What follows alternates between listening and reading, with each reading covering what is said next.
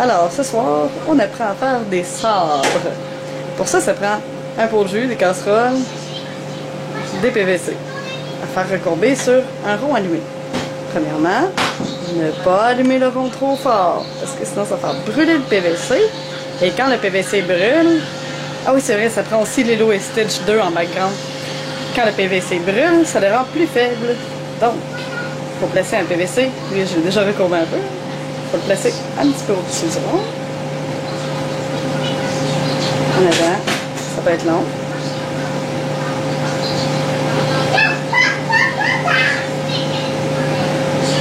Et je le recourbais un petit peu trop.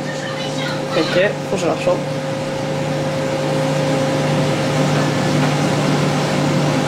Passer.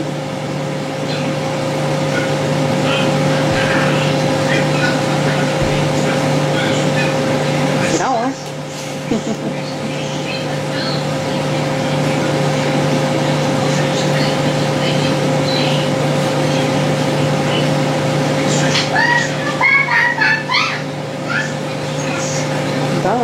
On voit qu'il commence à courber tout seul, en fait. Ah, ben là, en réalité, lui, il décourbe, là, mais c'est ça que je voulais. Après ça, faut que vous fassiez ça pendant que votre chum ou votre mère fait la vaisselle, parce que comme ça, vous pouvez stopper sa courbe. Puis, on va l'essuyer un petit peu. Donc, ma courbe est acceptable. Bon, moi, je veux aussi donner une courbe à l'autre bout. J'utilise des PVC usagés. Les PVC peuvent avoir plus qu'une vie.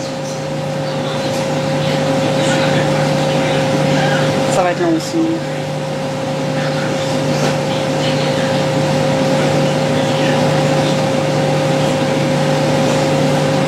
Généralement, il finit par courber tout seul.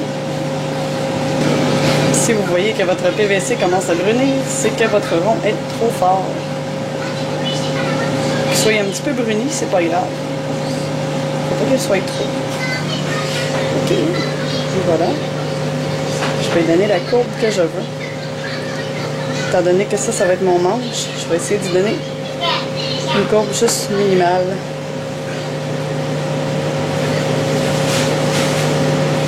Là.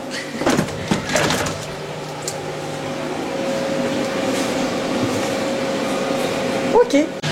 Donc, j'étais en train d'oublier, mais puisque je fais 2 sabres, vous voyez, je voudrais que mes 2 sabres soient à peu près identiques. Fait que, dans ce cas-là, on peut se servir du premier PVC pour former le deuxième. Une fois que votre PVC est chauffé, vous servez du premier comme moule. Là, ben, vous baissez un petit peu, il ne faut pas avoir peur d'avoir chaud, sinon il faut se mettre des gants. Et les écraser l'un contre l'autre. C'est charmant. Maintenant, on va l'apprendre avec Lou comment mettre le tape dessus. On se revoit après ces 3 années d'absence. Maintenant, je vais vous montrer la suite. Ok? PVC, PVC. Là, je mets un petit peu commencé. Mais en gros, le reste, c'est pas mal semblable à la dernière fois. Donc, PVC courbé, morceau de cuir, tapé, morceau de cuir, placé, plié, tapé. D'accord? Pour empêcher que ça coupe la mousse. Ça, c'est pas compliqué.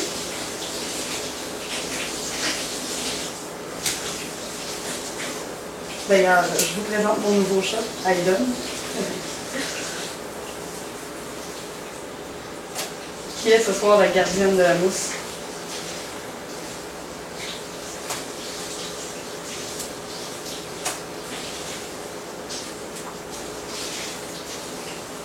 Et voilà, bout sécuritaire et durable. Bon, ensuite, même chose qu'avant aussi. Toujours avec du tape candy. C'est possible en tout cas. Je ne sais pas si ça se vend en Europe.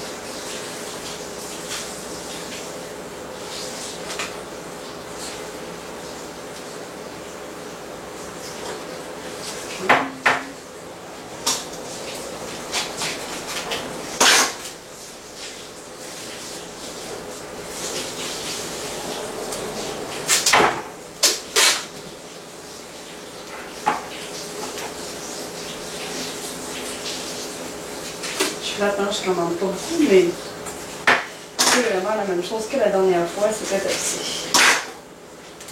Donc, m'arranger pour que ma mousse colle et s'il vous plaît, ne pas utiliser de la colle. Vous voyez ce que ça fait? Quand on utilise la colle, ça fait ça. La personne qui a utilisé ce PVC-là avant moi a utilisé de la colle. Ça arrive très souvent que j'utilise des PVC que je trouve de des vieilles armes que je démolis parce qu'ils sont pas à mon goût. Fait que la colle, c'est pas génial parce que ça fait qu'on peut pas réparer notre arme si elle brise. Ou en tout cas, ça devient vraiment très difficile parce que ça fait que la mousse colle tout après et c'est plate. Voyez-moi, une lame, on peut avoir besoin de refaire ça assez souvent. Et ça vaut la peine de refaire seulement la lame parce que comme ça, vous évitez d'avoir à refaire tout le pommeau, la garde et la poignée. Donc,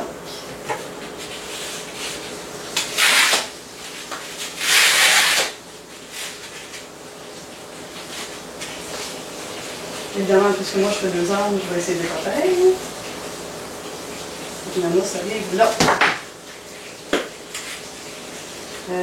Idéalement, on met l'ouverture de la mousse vers le haut. Parce que, ou vers le bas en fait, mais pas sur les côtés. Parce que sur les côtés, ça va faire qu'elle va user plus vite ou elle va sortir plus vite. Vous allez être capable de passer le doigt comme ça au travers pour toucher le PVC. Même avec du tape, c'est quand même pas parfait. Bref, on s'arrange pour qu'il y ait une autre épaisseur de mousse qui va arriver par-dessus pour bien la fermer. Puis sinon, on s'arrange pour qu'elle ne soit pas d'un côté qui va frapper. Puisque mes larmes sont recourbées, ce serait très étonnant que je frappe de ce côté-là. En haut, on laisse à peu près 1 pouce, pas trop, parce que si on en met trop, ça va arracher. Si on n'en met pas assez, on va sentir le PVC, ça va brûler la pointe. Encore une fois, c'est la même chose que la dernière fois. Ici, on va refermer notre PVC au complet, notre mousse à PVC. Vous pouvez le voir, je me suis déjà préalablement coupé des morceaux de mousse à PVC en moitié et en languette, tout simplement. On était rendu. Ah oui, le petit morceau. Un petit morceau pour boucher le trou, parce qu'on aime boucher les trous.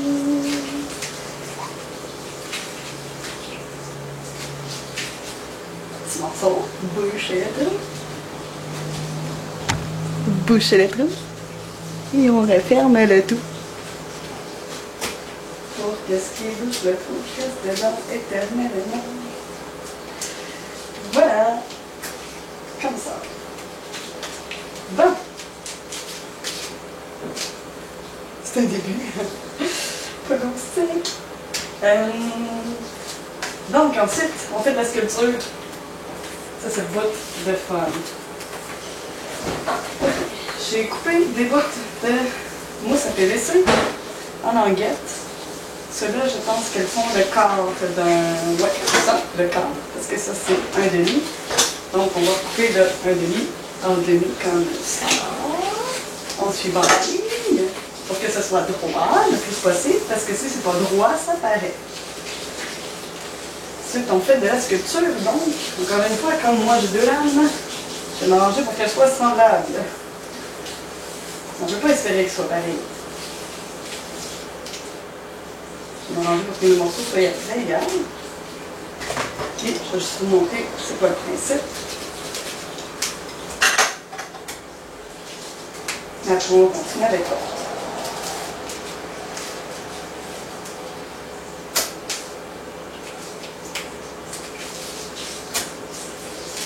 En passant, si vous trouvez que c'est tranquille, parce que mon chum de la dernière fois n'est pas là, c'est ce qui est en touche.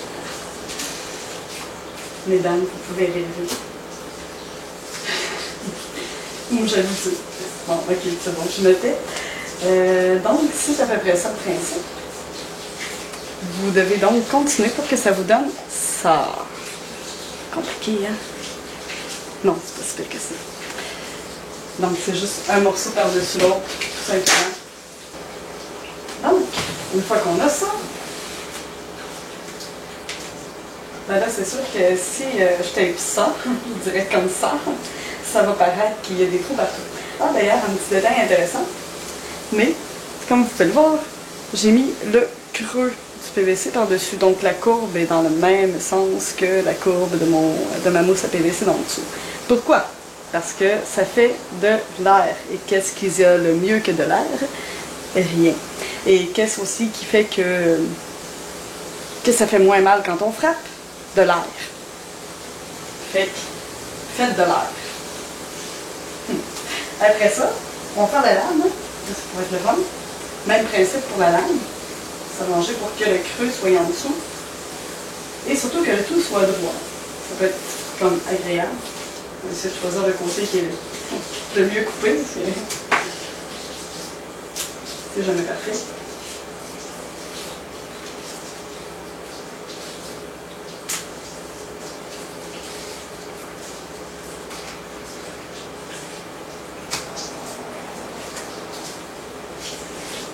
Des petits morceaux pour que ça tienne. Pour l'instant, mettez-en pas trop pour rien parce que vous allez probablement les recouper. Allongez-vous juste pour que ça tienne. Des soirs comme ce soir, c'est pas l'idéal. Pendant que votre chambre prend sa douche, ce que ça fait, c'est que ça fait de l'humidité dans l'air. Ça fait que mon tape décolle. C'est un petit peu tannant. Et il pleut dehors en plus.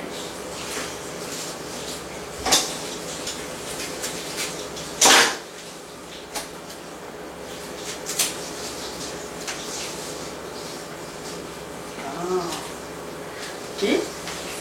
Comme je disais qu'après ça, il faut probablement les recouper. C'est parce qu'après ça, d'avoir un exacteur un petit peu plus long que le mien, ça va être plus facile pour vous. On va égaliser tout ça, comme on faisait dans le premier vidéo. Essayer de couper le tout pour que ce soit à peu droit.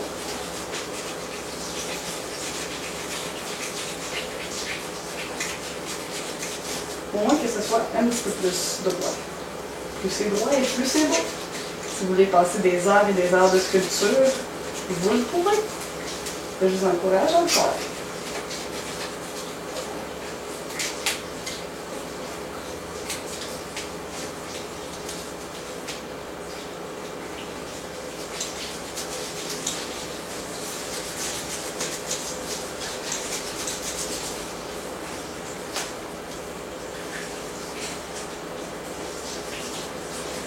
Peut-être que vous auriez pu couper aussi les morceaux à l'avance.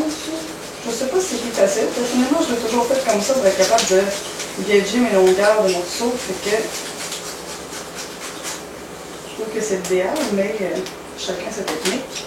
Ça nous donne une coupe très droite. C'est chouette. Ouais. Elle est plus réussie que sur ma dernière vidéo.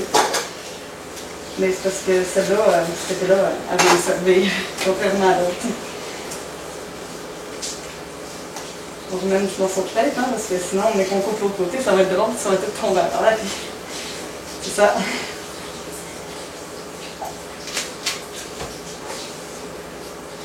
Donc, ayez pas peur d'en couper les morceaux de tête, d'en utiliser et d'en remettre au besoin.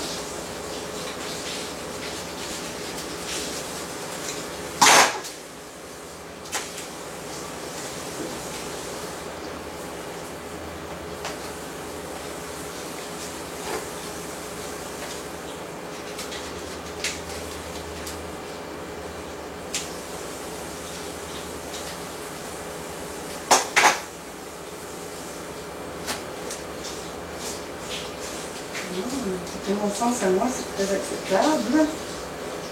Il y a celui-là dans le bas, moi j'ai laissé un petit peu plus large pour que ça fasse quand même une petite queue. Mais c'est pour.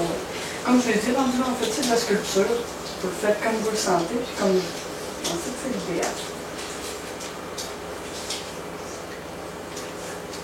OK. Là, l'idée, évidemment, c'est que je fasse aussi l'autre côté. Essayez de ne pas trop oublier le petit raccoin.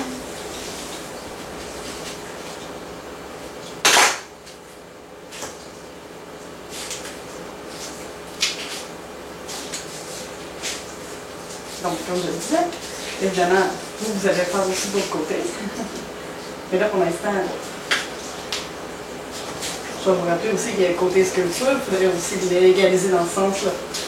Encore une fois, c'est sûr que ça vous prend un exacteur qui est très bien aiguisé. Juste couper les pointes, généralement, c'est amplement suffisant. Et le nombre de morceaux que vous allez mettre en hauteur n'a pas d'importance, en autant que pour vous, ça vous donne une courbe suffisante.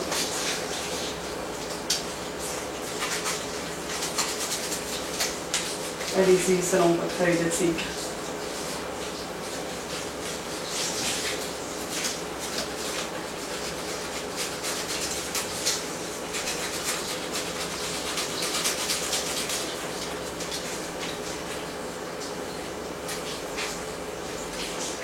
Des petits morceaux que vous trouvez qui manquent un peu, comme moi ici, je trouve que ça manque un peu. Bon, vous pouvez prendre des petits morceaux qui traînent, puis les rajouter pour que ça vous donne ce que vous voulez.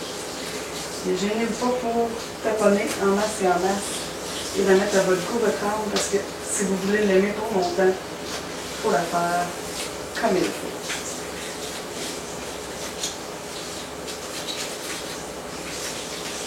Bien. Voilà, avec le morceau ici en dessous, puis vous pouvez regarder aussi à quel point ce qu'il dit. Mais le mien est pas droit. Je vais le laisser comme ça, je pense. Comme je vais le laisser comme ça, je vais peut-être le solidifier un petit peu plus. Si vous voulez aussi le couper sur les côtés, même chose pour que ce soit droit, dans le cerveau regarde.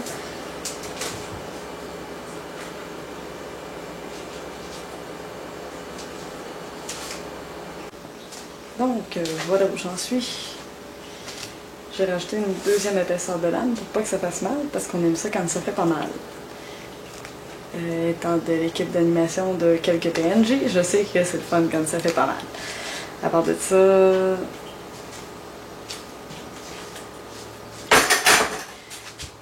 Donc, j'ai fait la pointe. J'ai coupé le tout droite. J'ai aussi aplati ma lame, comme c'est montré dans l'autre vidéo. Faites la garde, bien fixé, et le pommeau. Alors, on fait ça un petit peu plus en détail. Donc, ça sera fixé. Faire la pointe. C'est juste un petit rappel en fait. Bourrer la pointe d'un morceau de mousse. Insérer le morceau de mousse. Faire pénétrer le morceau de mousse. Forcer. Excellent. Fermez le trou pour qu'il reste perpétuellement là.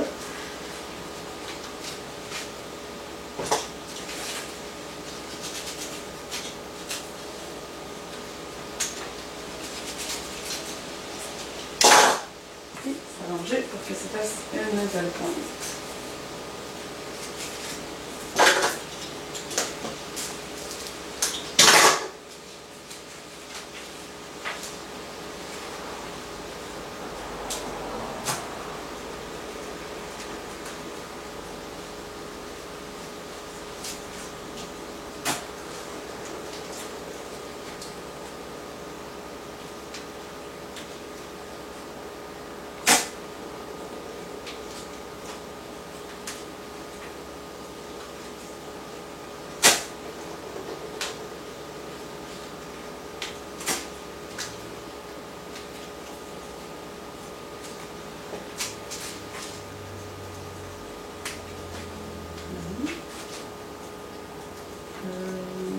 C'est pas mal aussi.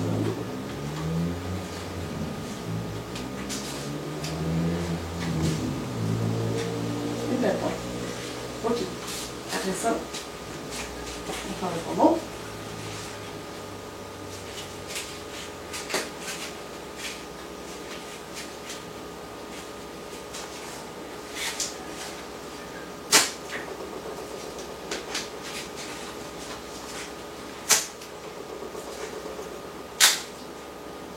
Et ici, je n'ai pas pour tirer bien fort, question de fermer le tout. Morceau mousse. Et encore une fois, on remplit l'orifice.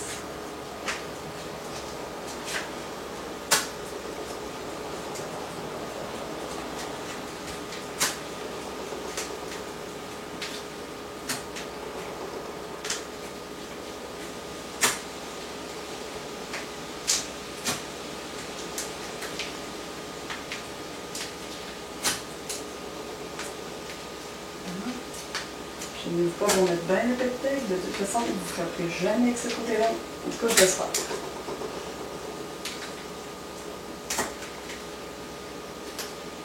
Ok. Après, pas oublier de fixer le pommeau bien comme il faut après le PVC.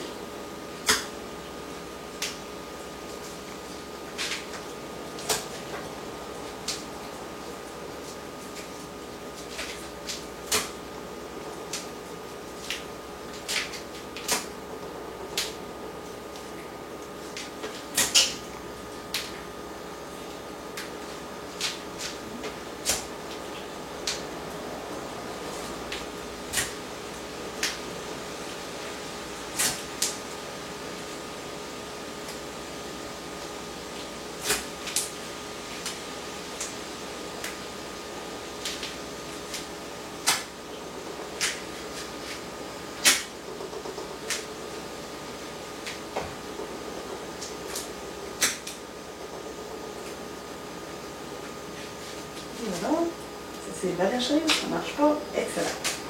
C'est bon.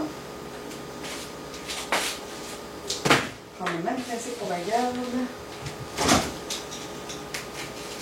On peut émousser les mousses. On met deux morceaux de mousse pour la garde. Et avant, on va fixer la même principe encore. Faites le tour au grain complet. On n'en met jamais trop.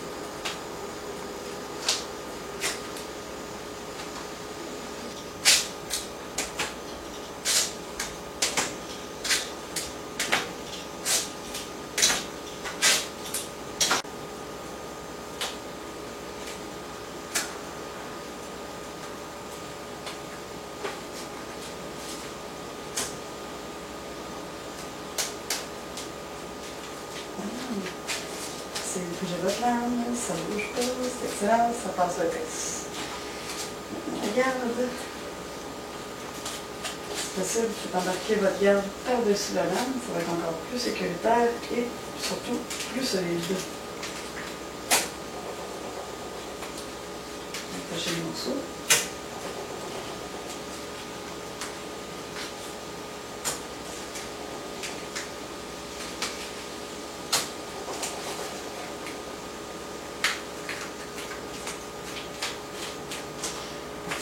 Comme d'habitude, on va en faire des trous.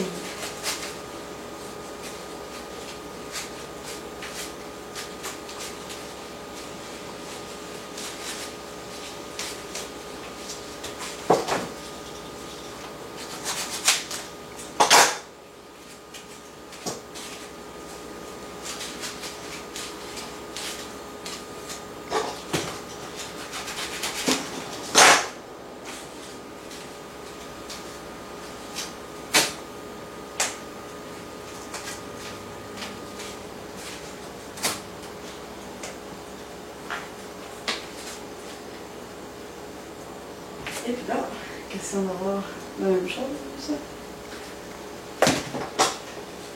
On coupe.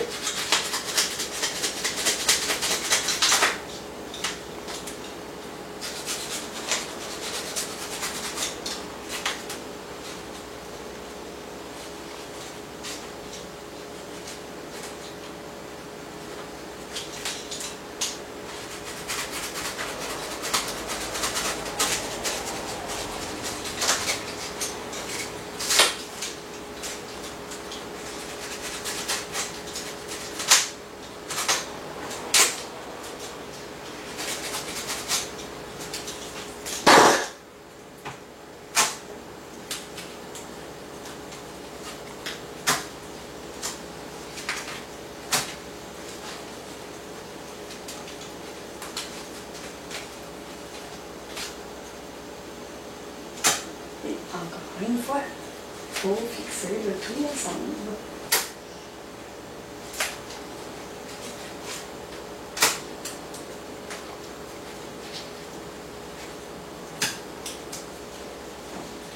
J'aurais pas besoin de le faire au complet, vous avez déjà saisi le principe parce que je l'ai fait sur l'autre. De fixer en haut, de fixer en bas. Et mettez du tape dans tous les sens, question que ça tienne bien comme il faut.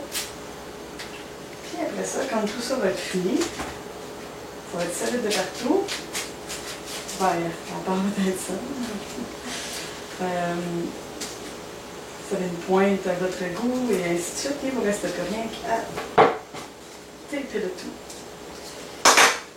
Et pour la poignée, ce que je vous recommande de faire, question qu'on part, c'est plus agréable quand il y a un tout petit peu de muscle. Pas en mettre trop épais parce que sinon, ça devient un peu trop lourd. D'ailleurs, quand vous allez fixer la place de votre garde et la place de votre pommeau, n'oubliez pas d'y aller selon l'incrustation de votre main. Aussi le fait si vous allez tenir une main ou deux mains. Cette épée-là aurait pu être faite pour deux mains, ou épée longue ou courte, ça n'a pas d'importance, c'est à votre guide, ça, mes chers amis.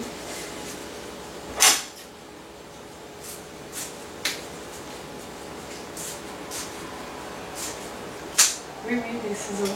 Des fois, pour couper des bandes, c'est plus facile aussi. Petite bande de bien mince, puis vous pouvez en mettre une petite, comme ça, et une petite sur le dessus.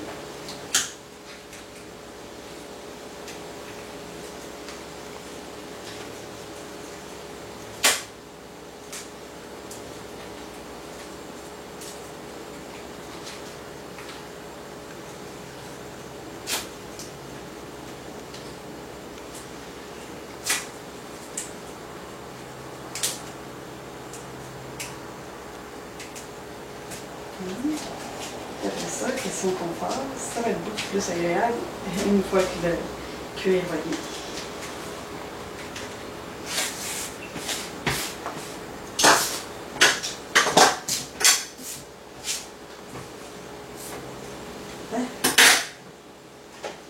Question tape, c'est encore la même chose que la dernière fois, sauf que là vous avez plus de défis.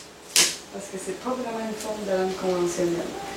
Fait que vous y allez comme vous le pensez. Et non, c'est pas évident.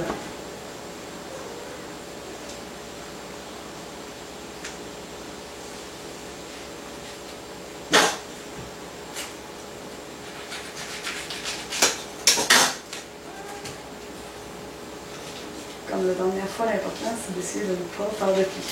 Essayez. Pour des lames comme ça, c'est sûr que c'est pas facile.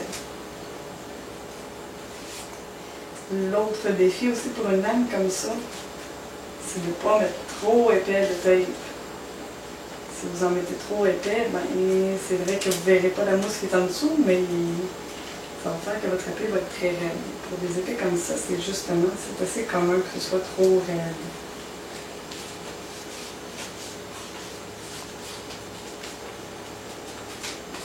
Ça a l'air tout croche, hein? Mais en fait, c'est tout droit. Ça dépend de ça.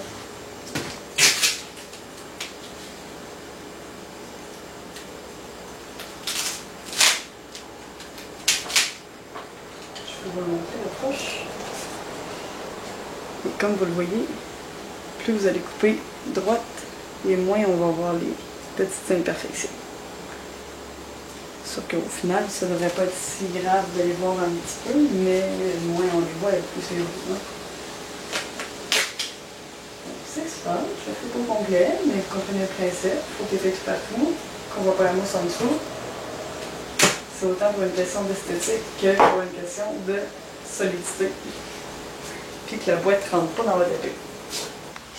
Donc, dernière partie, on a réussi à faire le tape. Mais je vous le dis tout de suite, on n'a pas réussi à faire rien que des grandes bandes, ok? Je pense que c'est un peu impossible. Vous allez être obligé de couper des carrés de temps en temps, des petites bandes. Allez-y comme vous pouvez. C'est pas vrai. L'important, c'est qu'à la fin, il n'y ait pas de plis. Toi aussi, tout. T'en as utilisé des petits morceaux? Ouais, mais pas pour la clôture finale. La sienne va être plus belle que la mienne. Fait que, le final, c'est... ouais. C'est bien que je remonte, hein? La garde. La poignée. Premièrement, vous trouvez un morceau de cuir, vous arrondissez tout à les côtés, sauf un. Puis après ça, vous faites une belle lanière de cuir avec. À moins que vous ayez déjà trouvé un endroit où ils vendent des belles lanières de cuir. C'est sûr que dans ce temps-là, c'est encore mieux. Mieux, non, je fais rapide, oui. Ben, mieux aussi parce que je dois admettre que c'est sûr que ça fait des petites courbes un peu désagréables à travailler des fois. Donc, s'assurer de couper les coins qui restent.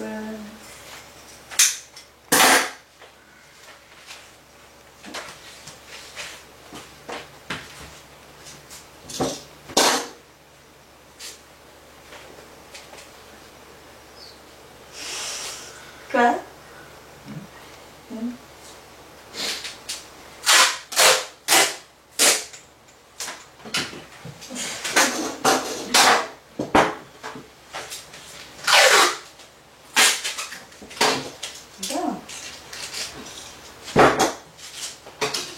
On va y aller pour le même principe que d'habitude.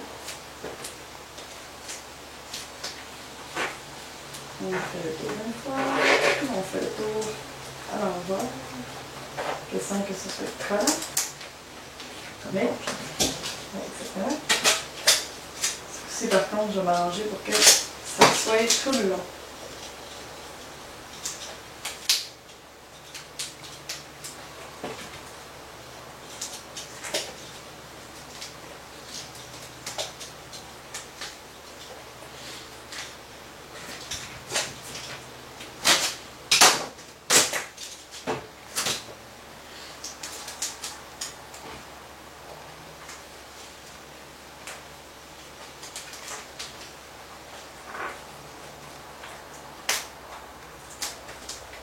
Ok. C'est compris. Oh, je pense que ta tête cachée. C'est pas grave. C'est compris le principe quand même. Maintenant que c'est collant tout partout, on va laisser un petit morceau. En fait, vous pouvez choisir si vous le mettez du côté cuir ou suède, évidemment. Patrick, je vais mettre du côté cuir ou suède? Le plus foncé. Le plus foncé. Ouais, c'est vrai que ça a l'air plus usé. Ou le plus rugueux, si vous aimez avec plus de sensation. Rugueux, c'est côté suède. Est-ce que j'aime les sensations? Ok.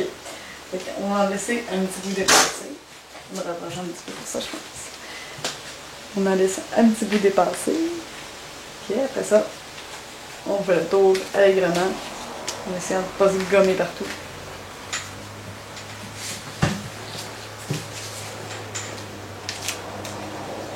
Puis, gênez-vous pas pour peser fort. Oui, oui, t'as un beau regard psychédélique, mon amour. Ça fait super bien, ça.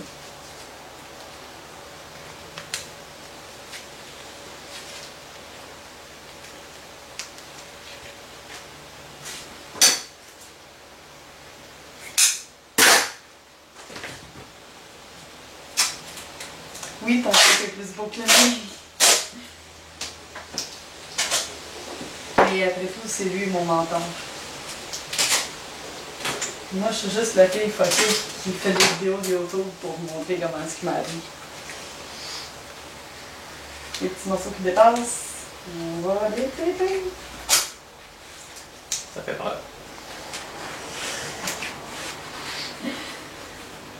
Mais... Ok, là vous allez dire, ouais, là c'est là dans le Christ, ça fait plein de jupettes, tu sais, c'est comme pas gracieux. C'est cool, les Mais jupettes. ça, c'est pas grave, vous allez le coller à la colle chaude. Ok, vous allez mettre une petite goutte de colle chaude en dessous. Puis là, vous allez le coller. Puis si vous avez une vraie lanière de cuir, ça fera pas ça. Fait que c'est sûr que c'est l'idéal, mais moi, je suis une écolo. C'est non, on entend tous les gens dire « Parfait, t'as ça, la colle chaude! » Oh oui, faites tout avec de la colle chaude. Après ça, ben c'est pas mal ça. La dernière chose qui va me rester à faire, ça va être d'équilibrer un peu ma lame, parce que là, présentement, le poids est tout dans la lame. Ça peut être un petit peu désagréable à tenir, ça tire par en avant, tu sais, c'est comme ça tire par en avant, comme ça, c'est un peu. Puis, fait que moi, ce que je fais pour rééquilibrer ça, je vais juste prendre un gros tape extérieur. Par exemple, au Québec, vous pouvez acheter du Gorilla Tape. Gorilla Tape. Tu sais, c'est vraiment net comme nom, fait que c'est super concept. Puis là, ben, vous mettez comme 3-4 épaisseurs de Gorilla Tape, parce que c'est un tape qui est très épais, qui est extérieur. Il est aussi très lourd. Juste ça, c'est suffisant pour équilibrer votre lame. Puis qu'est-ce que c'est un peu? Fait que sur ce, joyeux pirate, ou comme moi, joyeux homme des sables, ou plus comme moi en fait, femme des sables.